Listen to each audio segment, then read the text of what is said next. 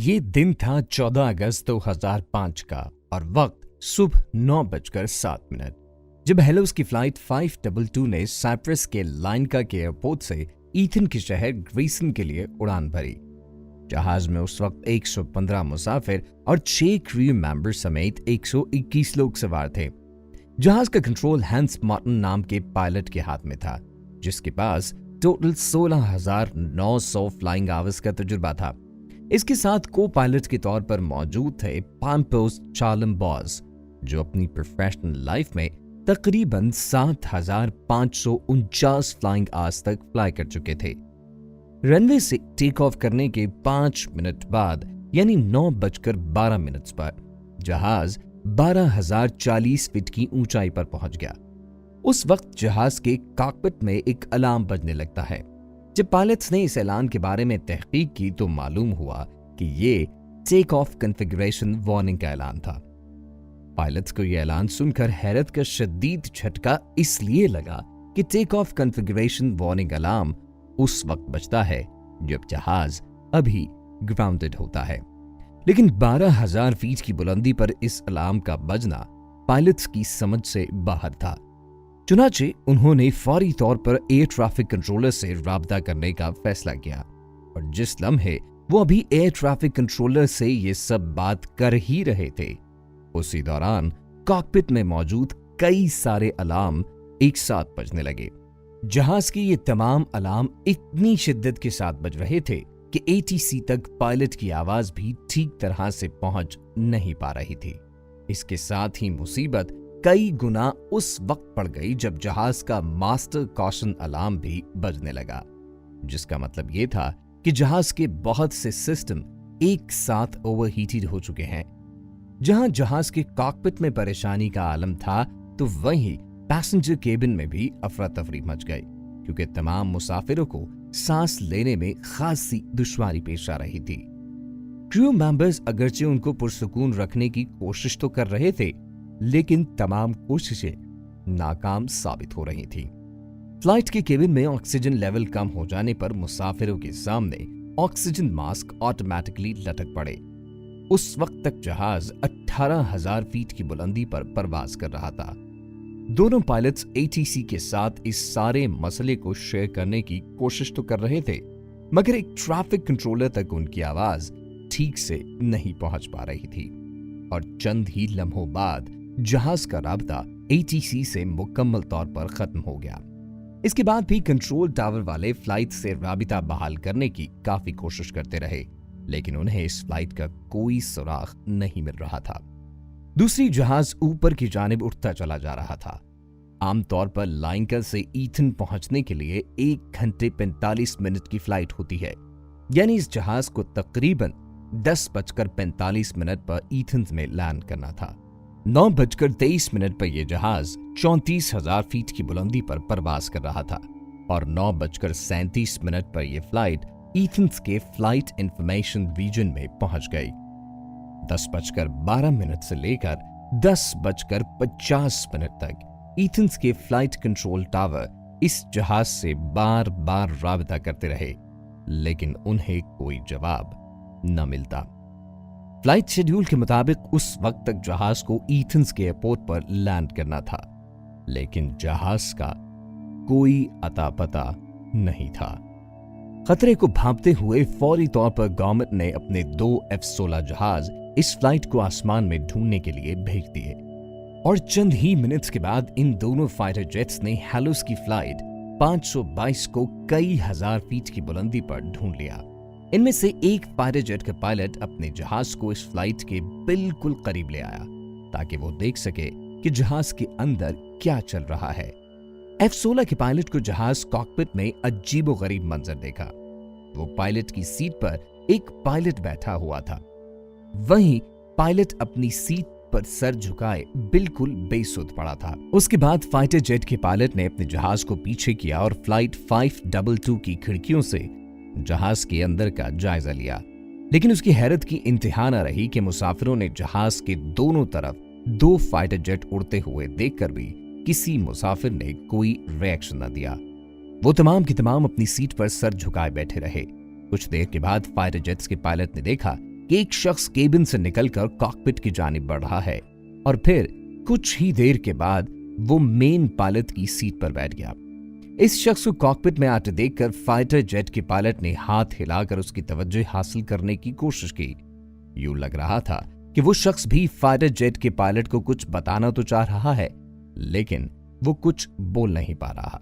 इसी दौरान फ्लाइट 522 के बाएं इंजन ने काम करना बंद कर दिया और ये जहाज एक जानिब खुद को झुकते हुए तेजी से जमीन की तरफ आना शुरू हो। पायलट सीट पर बैठा हुआ वो शख्स जहाज को कंट्रोल करने की कोशिश तो कर रहा था, लेकिन वो ऐसा करने में साफ नाकाम नजर आ रहा था।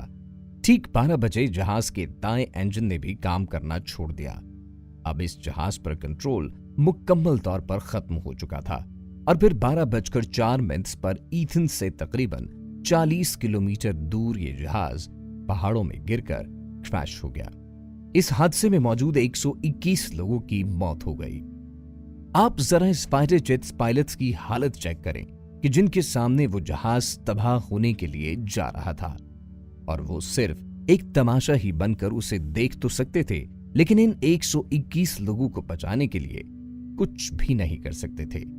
इसके बाद फ्लाइट 522 के क्रैश होने की खबर लोगों के साथ शेयर कर दी गई। फौरी तौर पर रेस्क्यू ऑपरेशन लॉन्च किया गया और 121 लोगों की मैयतें एक एक करके वहां से ढूंढ निकाली गईं। लेकिन जब इस अफसोसनाक हादसे की वजह जानने के लिए उन मैयतों का पोस्टमार्टम किया गया तो हौलनाक इंकशाफ सामने आए।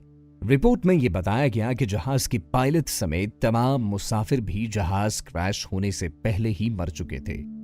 अब बड़ा सवाल ये सामने मौजूद था कि जब पायलट समेत तमाम लोग जहाज क्रैश होने से पहले ही मर चुके थे तो 2 घंटे तक जहाज पर कंट्रोल किसके पास रहा? कुछ देर पहले हमने एक ऐसे शख्स का जिक्र किया जो मुसाफिर केबिन से कॉकपिट में आता है और जहाज को कंट्रोल करता है। ये एंड्रियास परड्रोमो थे। उन्होंने जहाज को उस वक्त तक संभाले रखा और आखिर में एयर ट्रैफिक कंट्रोलर को उन्हीं की आवाज सुनाई दी थी। एंड्रियास ने 5 बार मेडे मेडे करके उनसे मदद की दरखास्त की। एंड्रे के पास जहाज उड़ाने की इब्तिदाई ट्रेनिंग तो मौजूद थी, लेकिन उनके पास इतना तजुर्बा न था कि वो बोइंग 7 जैसे बड़े जहाज को कंट्रोल कर सके। लेकिन फिर भी वो फ्लाइट 522 को आबादी से दूर ले जाने में कामयाब हुए। लेकिन जब इस जहाज के इंजन के क्रैश होने की वजह जानने के लिए इन्वेस्टिगेशन टीम ने काम करना शुरू किया तो सबसे पहले यह समझा गया कि जहाज के इंजन काम करना छोड़ चुके थे। इसी की वजह से यह जहाज तबाह हो गया। लेकिन अंदर बैठे हुए लोग तो जहाज क्रैश होने से पहले मर चुके थे। तो फिर यह पुरस्कार वाकया था क्या? तभी एक इन्वेस्टिगेशन ऑफिसर की नजर जहाज के पहिए पर मौजूद एक बटन पर पड़ी और यह बटन था जहाज के अंदर हवा के प्रेशर को सेट करने का। इस बटन को देखते ही उस ऑफिसर के सामने सारी कहानी आ गई। ये बटन जहाज के अंदर हवा के प्रेशर को कंट्रोल करता है। जहाज का इंजन जब काम कर रहा होता है तो साथ ही वो बाहर से हवा सक करके एक जहाज के अंदर भेजता है ताकि अंदर बैठे हुए लोगों को मुसलसल ऑक्सीजन मिलती रहे। आमतौर पर इस बटन को ऑटो मोड पर ही रखा जाता है और कभी कभार अगर इसको मैनुअल करना भी पड़े तो पायलट और को पायलट को मुसलसल इस पर निगाह रखनी होती है। इस हादसे से एक दिन पहले बोइंग 73 से जब रूटीन की सर्विस पर गया था तो वहां इसकी सर्विस करते हुए किसी वर्कर ने लापरवाही में इस बटन को मैनुअल मोड पर करते हुए जहाज को वापस फ्लाइट के लिए भेज दिया और टेक ऑफ से करने से पहले पायलट और को पायलट का ध्यान उस तरफ गया ही नहीं कि जहाज में ऑक्सीजन लेवल और हवा का दबाव सेट करने वाला बटन ऑटो के बजाय मैनुअल मोड पर है। यही वजह थी कि धीरे धीरे जहाज के अंदर ऑक्सीजन का लेवल गिरने लगा और जब कॉकपिट के अंदर अलार्म बजना शुरू हुए तो जहाज के दोनों पायलट्स ने इसकी वजह जानने की कोशिश तो शुरू कर दी, लेकिन एक मर्तबा भी उनका ध्यान इस बटन की तरफ नहीं गया। यही वजह थी कि कॉकपिट के अंदर भी ऑक्सीजन लेवल कम होना शुरू हो गया और दोनों पायलट्स बेहोशी की जानिब जाने लगे।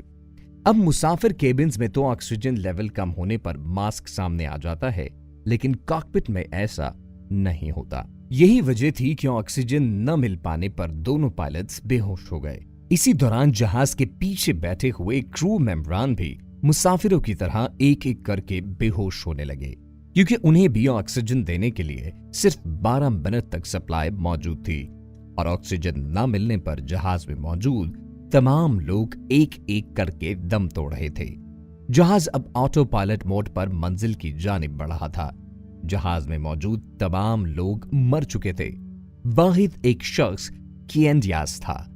अब अगर आप हैरान हैं कि एंड्राइस इतनी देर जिंदा कैसे रहा, तो एंड्राइस सोक में डाइवर भी थे और समंदर की तह में जाने वाले स्कूबा डाइवर्स अपनी सांस लंबे अरसे तक रोकने की महारत रखते हैं। वो पूरी कोशिश करके जहाज के कॉकपिट तक पहुंचे और उसे कंट्रोल करने की कोशिश की। आखिर तक वो इस जहाज को तबाह होने से बचाते रहे, लेकिन बदकिस्मती से वो इसमें कामयाब न हो सके और वो जहाज पहाड़ियों से टकराकर तबाह हो गया। इस प्लेन क्रैश के कई महीने के बाद बिलाखिर इसकी डिटेल रिपोर्ट जारी की गई, जिसमें बताया गया कि ये 121 मुसाफिरों के मरने की असल वजह सिर्फ वो ही एक बटन है जिसको ऑटो मोड से मैनुअल किया गया था। अगरचे रिपोर्ट में तो नहीं लिखा हुआ, लेकिन उन 121 मुसाफिरों की असल वजह उस जहाज की सर्विस करने वाले लापरवाह वर्कर हैं, जिन्होंने गफलत से इस बटन का मोड तब्दील कर दिया। लेकिन दोनों पायलट्स को भी टेक ऑफ से पहले देख लेना चाहिए था कि जहाज के तमाम कंट्रोल सिस्टम ठीक काम कर रहे हैं या फिर नहीं। वीडियो पसंद आने की सूरत में इसे अपने दोस्तों के साथ लाइक, शेयर और चैनल को सब्सक्राइब करना बिल्कुल मत भूलिएगा।